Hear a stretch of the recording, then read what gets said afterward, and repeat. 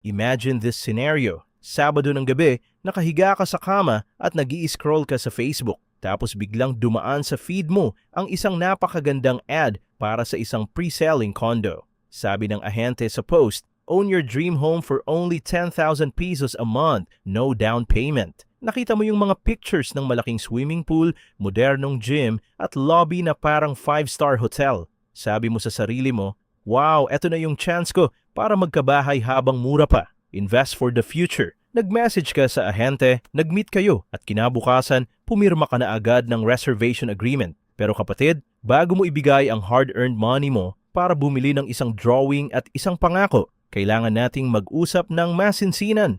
My name is Nick at baliw na baliw ako sa pag-aaral ng real estate traps at consumer psychology dito sa Pilipinas. Kung nahihirapan ka dahil 5 taon na ang nakalipas pero hindi pa rin tinatayo ang condo na binabayaran mo, click that subscribe button. At kung makatulong to sa iyo para mailigtas ang milyon-milyong piso mo, hit the like button na rin.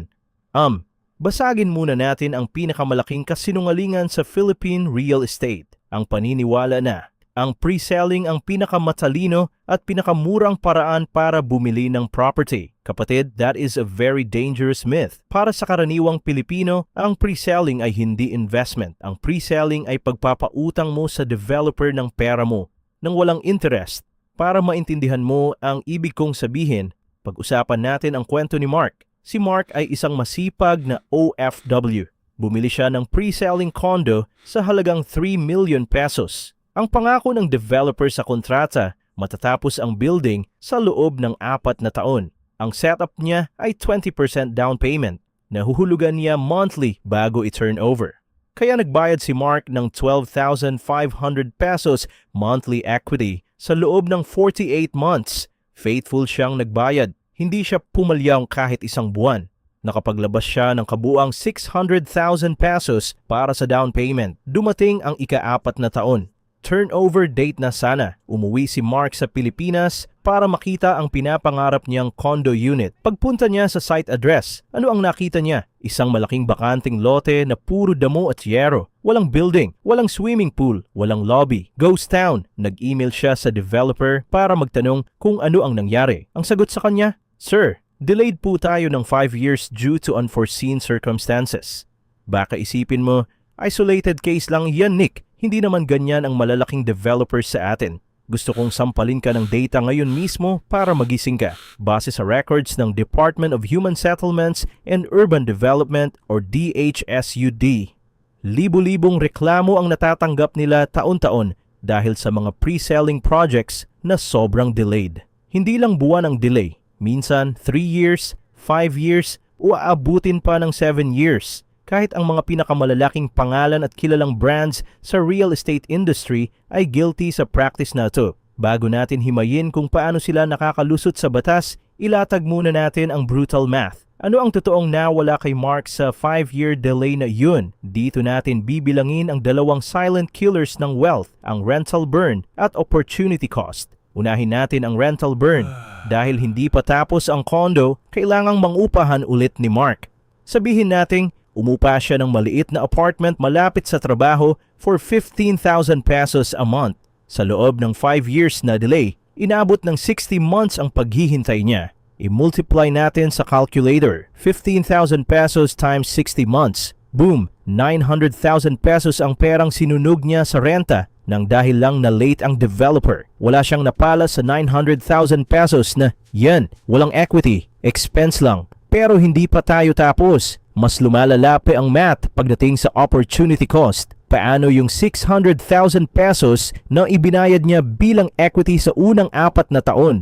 Natulog lang ang perang yan sa bank account ng developer sa loob ng 5 years na delay. Habang natulog ang pera niya, kumikita ang developer sa compute natin kung magkano sana ang kinita ni Mark kung hindi siya bumili ng pre-selling. Paano kung ininvest niya ang 600,000 pesos na yan sa Pag-ibig MP2 imbes na ibigay sa developer? Sa conservative rate na 7% annually compounded, kumita sana siya ng around 240,000 pesos na interest sa loob ng 5 taong delay. I-add natin ang lahat ng lugi niya para makita ang kabuuang damage, 900,000 pesos sa nasayang na renta. plus 240,000 pesos sa nawalang interest ng pera niya. Ang total opportunity cost ni Mark ay 1,140,000 pesos. Akala mo nakamura ka sa pre-selling dahil mababa ang presyo sa simula. Pero ang totoo, ikaw ang nagbayad ng napakalaking presyo ng delay nila. Ngayon, papasok tayo sa psychology ng hope selling.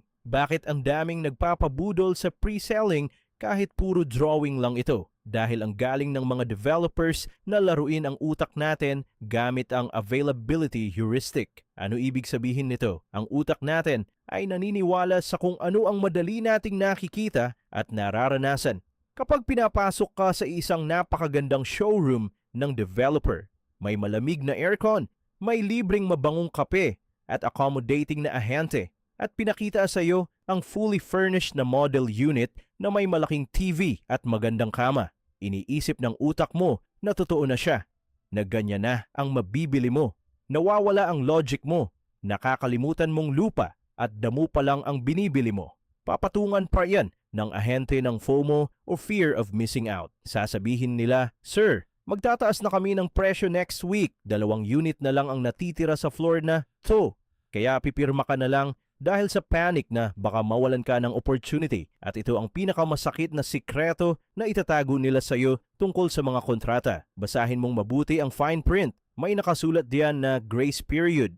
Protektado ang developer sa batas natin kapag na-delay sila sa construction. Pwede nilang i-extend ang turnover ng ilang taon dahil sa force majeure or kahit anong rason.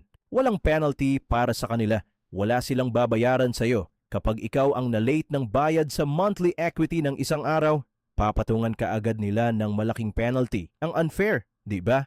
Ginagamit nila ang pera niyo para i-fund ang construction, interest-free. Kayo ang kumuha ng lahat ng risk, pero sila ang kumuha ng lahat ng profit. Juan, pa-refund ko na lang lahat sa ilalim ng masidalo. May batas naman tayo eh. Good luck with that. Akala mo ba madali? Pahirapan kumuha ng 100% full refund. Para makuha mo ang full refund, kailangan mong patunayan sa HLURB na fault ng developer ang delay. Magha-hire ka ng lawyer, pupunta ka sa mga hearings, uubos ng oras at pera. Madalas, dahil sa pagod, tatanggapin mo na lang ang cash surrender value under Masada Law. Magkano yun? 50% lang ng total payments mo ang ibabalik sa iyo. At aabutin pa ng ilang buwan o taon bago mo makuha ang cheque nila. Lugi ka pa rin. So paano mo mapoprotektahan ang sarili mo sa trap na ito? Paano ang tamang diskarte? Here is your 3-step survival plan. Step 1. Buy RFO or secondary market properties. Kung gusto mong bumili ng bahay, bumili ka ng bagay na nakikita, nahahawakan, at pwede mo nang tirhan ngayon mismo. Huwag bumili ng drawing. Sa secondary market o pasalo, makakakuha ka pa ng unit na mas mura kaysa sa current presyo ng developer. Step 2. Rent and invest the difference. Kung hindi mo pa kaya ang down payment ng RF o condo dahil malaki, mangupahan ka muna. Walang masama sa pagre-rent. Tapos, i-invest mo yung pera mo sa Pag-ibig MP2, REITs o index funds para lumago. Kapag lumaki na ang pera mo in 5 years, pwede ka nang bumili ng bahay in cash o may malaking down payment. Step 3. Kung gusto mo talaga ng pre-selling, magbasa ka ng kontrata. Hanapin mo ang turnover date at ang penalty clauses. Huwag kang maniwala sa mabulaklak na salita ng ahente sa Facebook. Ang susundin ng batas kapag nagka-problema ay kung ano ang nakasulat sa papel, hindi ang sinabi ng sales agent mo. Listen to me carefully. Tignan mo ako sa mata. Huwag mong itali ang future mo sa isang hollow block at drawing na hindi pa nag-e-exist. Your hard-earned money deserves to buy you freedom, not extreme anxiety and stress. Ako si Juan. Tinuturo ko ang brutal na math ng pera para hindi ka mawasak ng mga pangako ng developers. Kung may natutunan ka at gusto mong isalba ang tropa mong magpapa-reserve na sana bukas, i-share mo ito sa kanya at i-hit mo na yung subscribe button para sa mas marami pang data-driven reality checks. Huwag maging biktima ng sistema. Protektahan mo ang pawis mo. Maraming salamat sa panonood. Always play the long game. Cheers!